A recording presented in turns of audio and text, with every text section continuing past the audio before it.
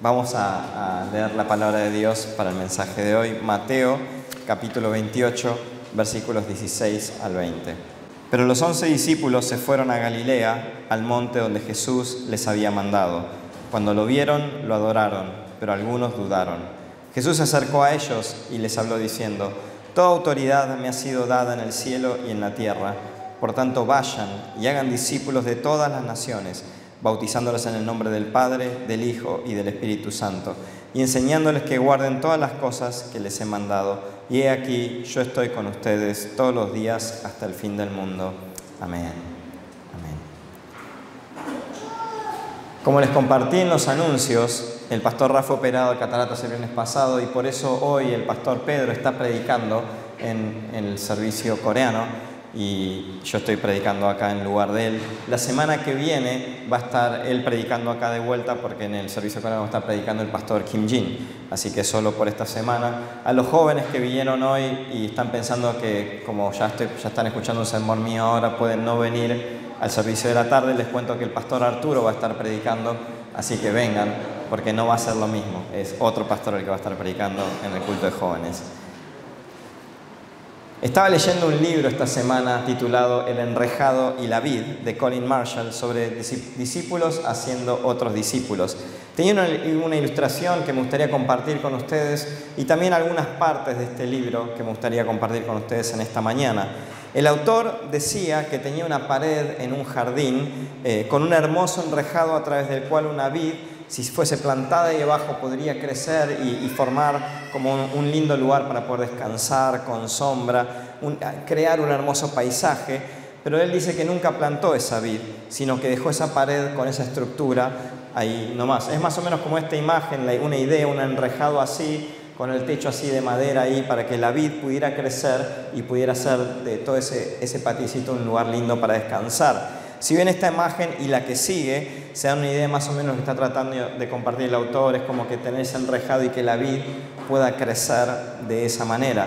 La vid es una planta de las familias de las enredaderas. Estas plantas trepan hacia arriba, van hacia arriba, y si se le da una buena estructura, puede llegar a formar un lindo paisaje.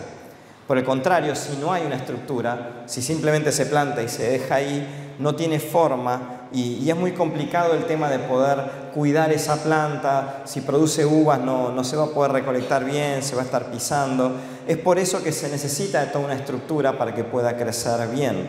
A medida que la vid va creciendo más, las hojas tienen más peso, las ramas tienen más peso, es necesario poder mantener la estructura, ponerle más apoyo, echarle una mano a eso para que pueda ir creciendo bien. Al ver esa imagen, dice el pastor, que él veía que las iglesias son como una combinación entre un enrejado y una vid. La tarea fundamental de todo ministerio cristiano es la de predicar el Evangelio de Jesús a través del poder del Espíritu Santo, cuidando a la gente que se convierta, cuidando que la gente se convierta, cambie, alcance una madurez mayor espiritual en el Evangelio.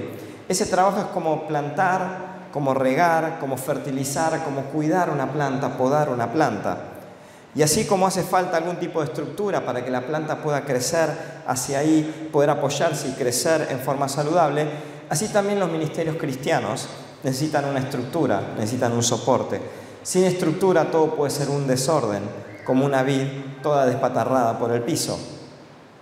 Tal vez no haga falta mucha estructura en algunas iglesias pequeñas, simplemente se necesitarían cosas como un lugar para poder reunirse, Biblias para poder leer y un equipo de liderazgo para que pueda guiar en principio lo que es esa organización. Todas las iglesias, comunidades o ministerios cristianos tienen algún tipo de enrejado que le da forma a ese ministerio y le presta apoyo para esa obra. Y a medida que el ministerio crece, el enrejado también necesita recibir atención y se necesita hacer algunas remodelaciones para que pueda ir creciendo junto con la planta. A medida que la vid crece, la administración, las finanzas, la infraestructura, la organización, el liderazgo, el gobierno se vuelven cada vez más importantes y más complejos.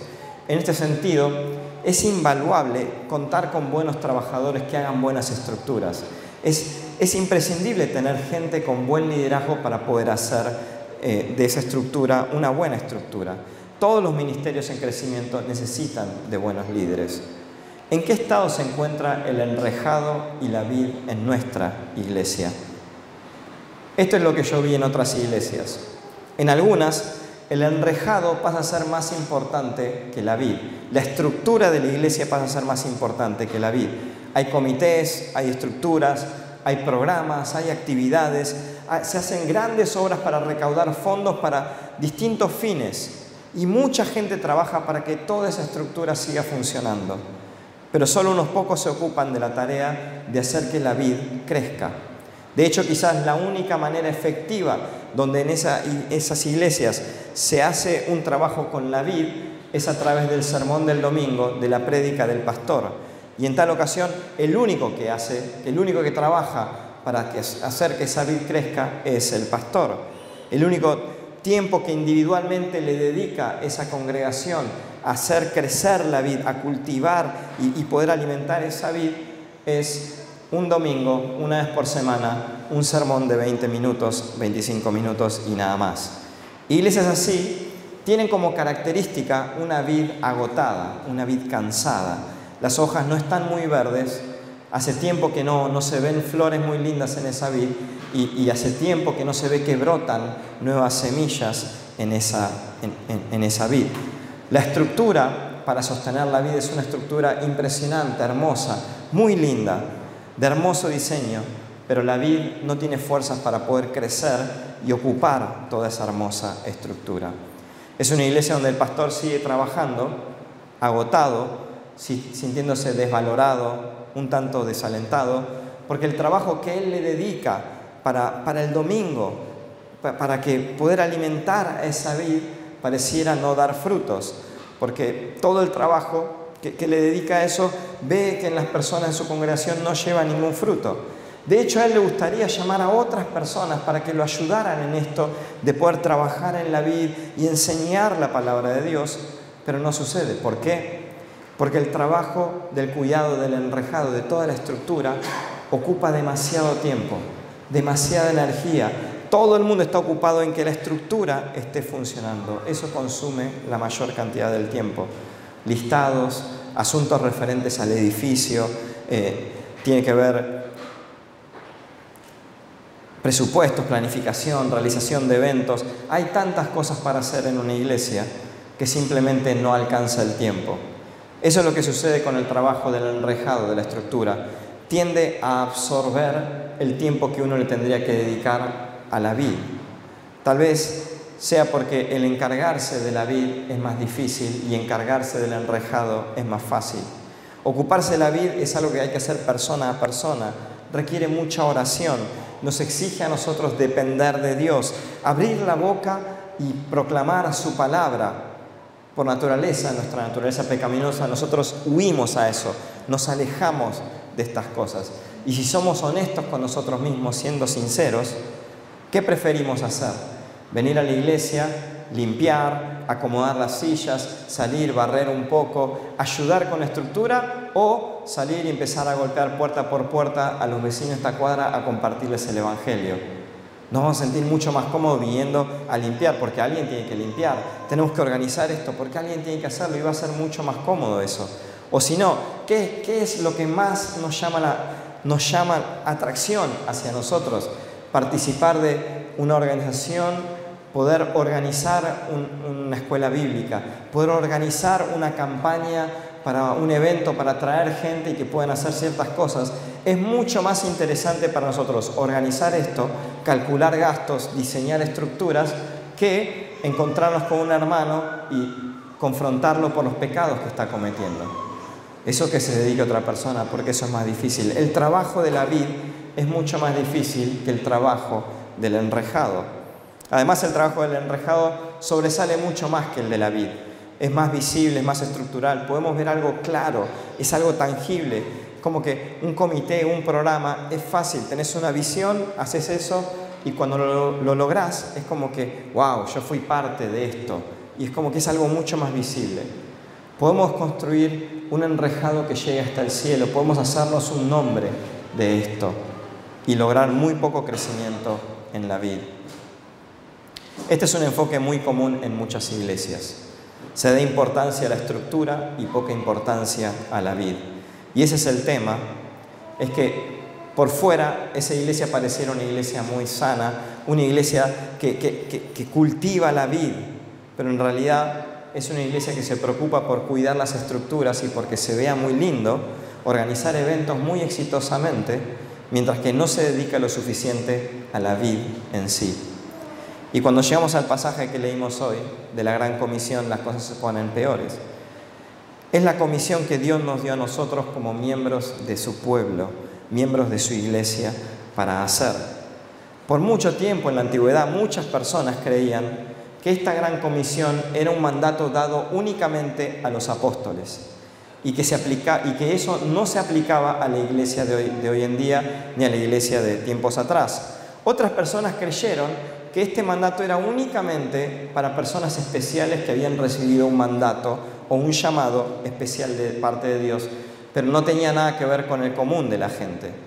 William Carey, un misionero británico que vivió allá por los años 1792, él publicó un artículo y decía que la Gran Comisión era un deber y un privilegio de todas las generaciones. Y fue así como empezó el movimiento misionero moderno. Es algo que no era nada más para esa época, sino que hoy en día en la actualidad también deberíamos hacerlo. Para la mayoría de nosotros, eso ya no es algo raro. Esta comisión no suena como algo solamente para los apóstoles, sino que muchos de nosotros entendemos, sabemos que enviar misioneros a otros países del mundo, a otras ciudades, enviarlos a los confines de la tierra para proclamar el Evangelio de Cristo, es algo que nuestra iglesia tiene que hacer. Amén. Es un amén para nosotros. Tenemos que hacer eso, ¿no? Sí.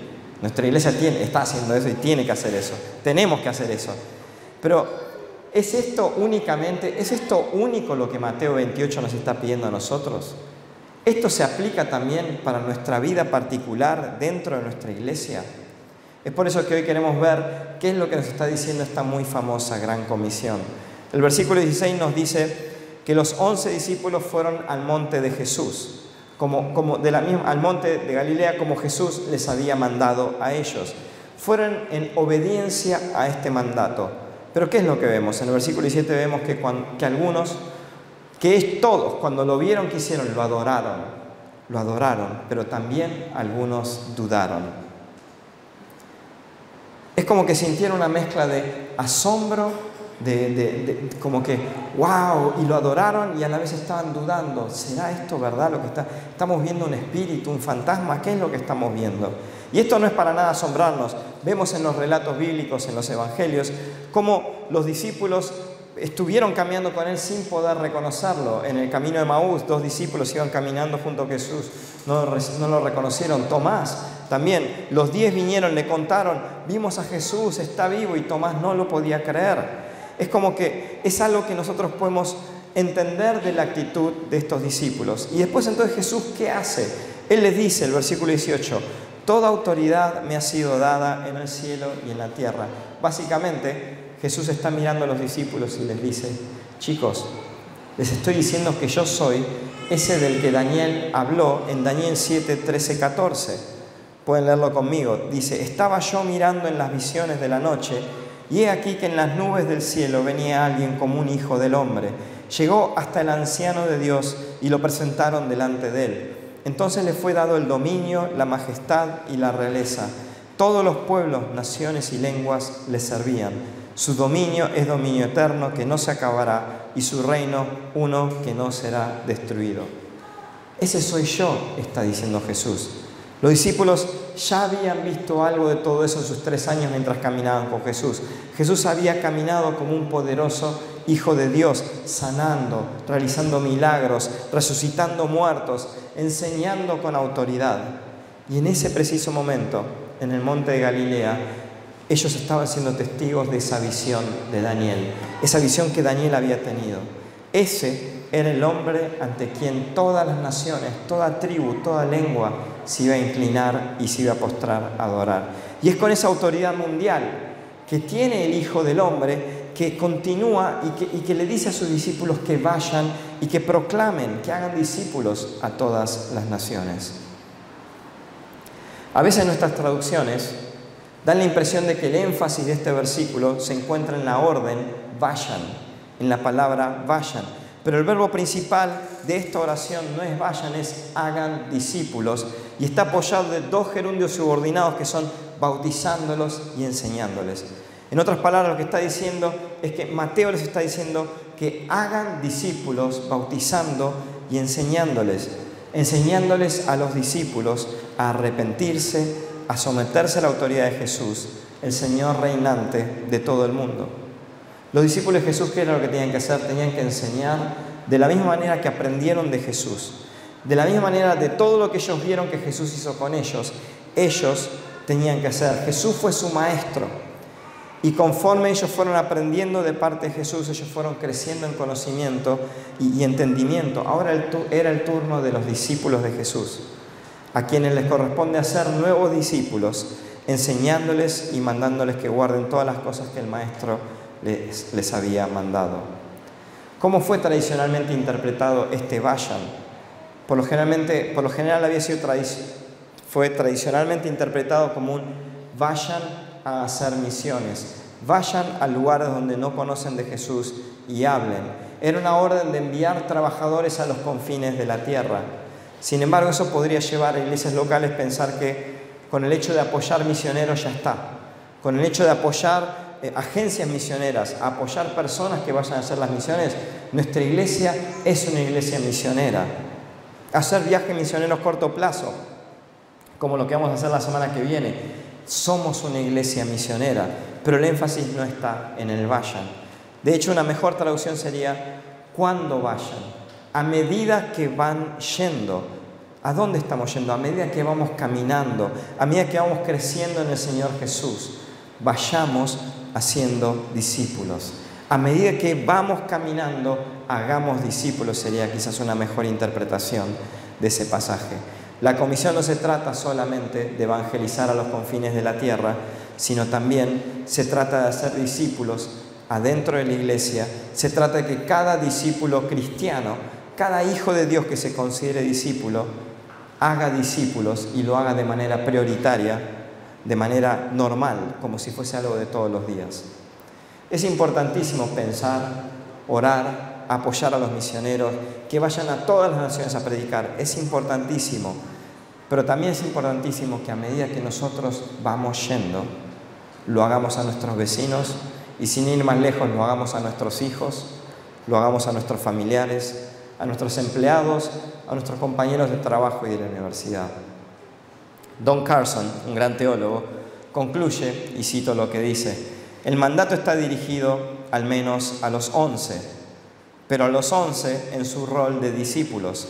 Por lo tanto, constituyen un modelo a seguir por todos los discípulos. Todos los discípulos de Jesús tienen la obligación de hacer que otros se conviertan en lo que ellos son, discípulos de Jesucristo. ¿Sos un discípulo de Jesucristo? Entonces, es tu obligación hacer otros discípulos de Jesucristo. Nuestro objetivo no es hacer más miembros en nuestra iglesia, sino hacer verdaderos discípulos de Jesús. Nuestro objetivo siempre tiene que ser el hacer crecer la vid y no preocuparnos tanto por la estructura. La estructura viene como resultado de la vid. La pregunta que llega a nosotros hoy, entonces, es: ¿qué tipo de iglesia somos nosotros? ¿Qué tipo de cristiano soy yo? ¿Somos una iglesia hacedora de discípulos, que hace otros discípulos? ¿Soy un discípulo, yo, que hace otros discípulos?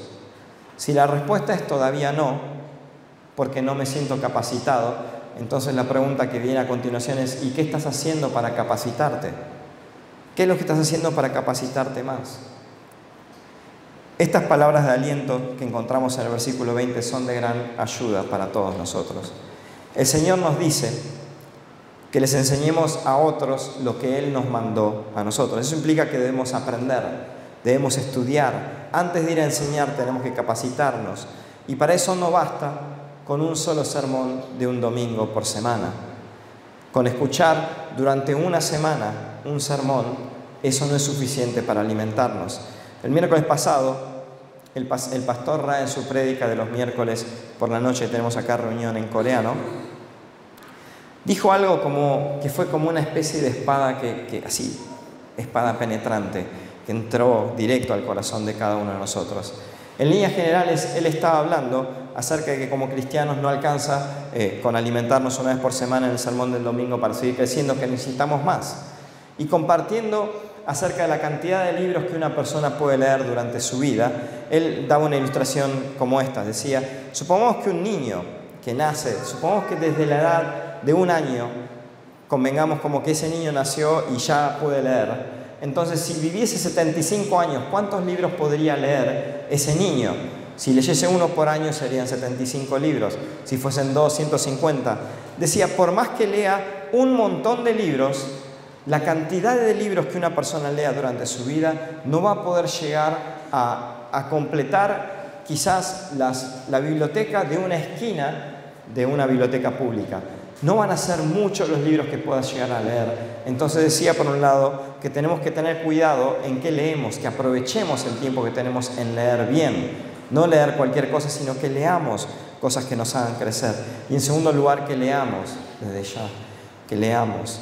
Él decía, detrás de cada gran hombre en la historia, uno puede leer su biografía y ver que siempre hubo otro hombre que a través de un libro influenció su vida para que pueda producir un cambio en la vida de él. Uno lee y dice, fue a través de la lectura de John Owen que a partir de eso pude encontrarme con el Señor y cambiar. Estuve leyendo la biografía de Robert Murray M'Cheyne y me cambió completamente, y de ahí fui transformado a vivir una vida como un discípulo de Jesús.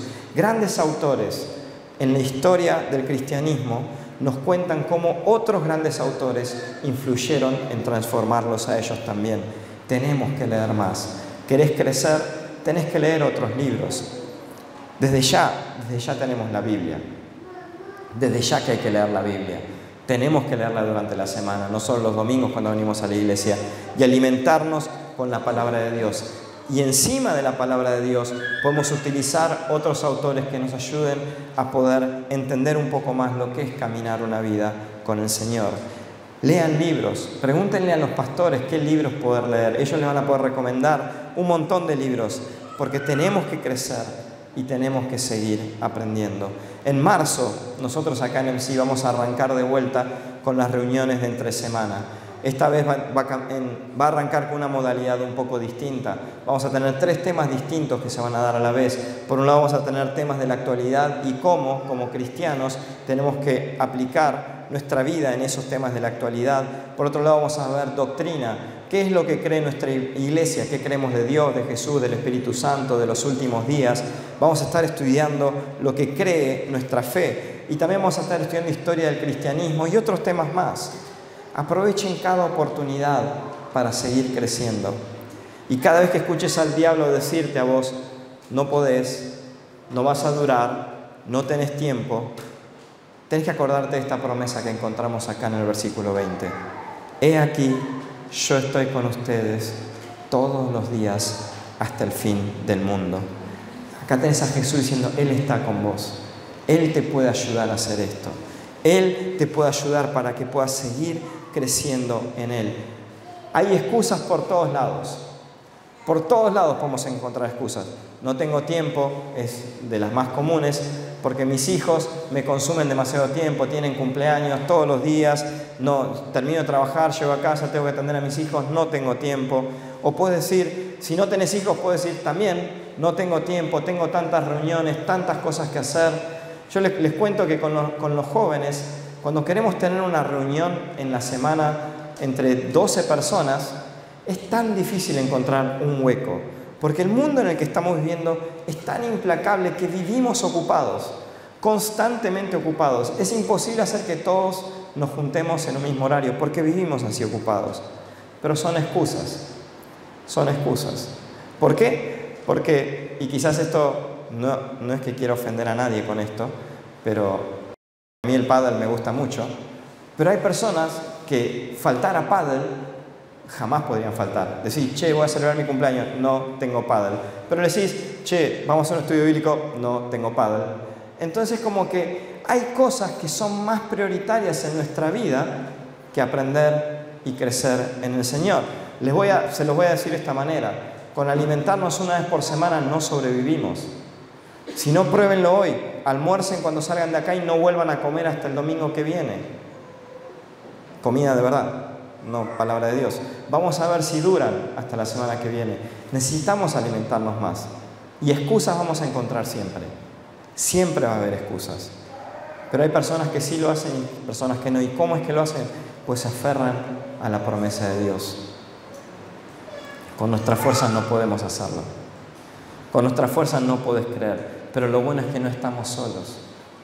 Acá dice Jesús, yo estoy con ustedes todos los días hasta el fin del mundo. Excusas podemos encontrar por todos lados. Pero al final de cuentas, son todas excusas. Y si fuesen una prioridad nuestra, encontrarnos con el Señor, crecer en el Señor, alimentarnos en la palabra de Dios, siempre encontraríamos lugar. Pedirle ayuda a Él. Él está con nosotros. En Él sí podemos. ¿Tienen hijos? ¿Los están discipulando? ¿Están discipulando ustedes a sus hijos en la palabra del Señor? ¿O le dejan la enseñanza de todo lo que tiene que ver con Dios a la iglesia, una vez más, 1 hora los domingos, una vez por semana? Como padres tenemos el deber de discipular a nuestros hijos también, enseñarlos, instruirles, todo lo que el Señor nos enseñó a nosotros, enseñárselos a ellos. Tenés empleados que no conocen a Jesús, tenés compañeros que no conocen a Jesús, los estás discipulando. Nuestro objetivo no es hacer miembros para nuestra iglesia, sino hacer verdaderos discípulos de Jesús. Nuestro objetivo siempre tiene que hacer crecer la vida y no la estructura. No son los programas, no son las actividades, sino que tiene que ser el crecimiento espiritual de cada miembro en donde nos tenemos que enfocar nosotros. Que este 2020 sea un año en que toda la iglesia Betel, todos nosotros, podamos capacitarnos más para que a medida que vayamos yendo, a medida que vayamos acercándonos más al Señor, podamos hacer discípulos. Mientras vamos yendo, hagamos discípulos, enseñándolos a que guarden todas las cosas que Él, Cristo, nos mandó a que guardemos, sabiendo que Él nunca nos va a abandonar. Vamos a orar.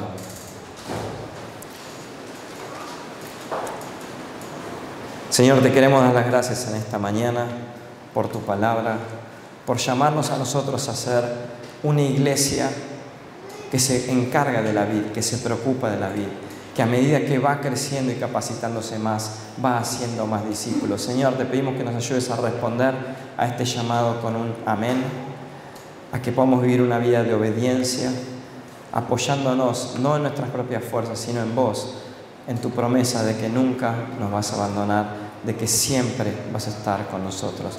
Gracias, Señor, porque sabemos que en vos lo podemos hacer. En el nombre de Jesús oramos. Amén.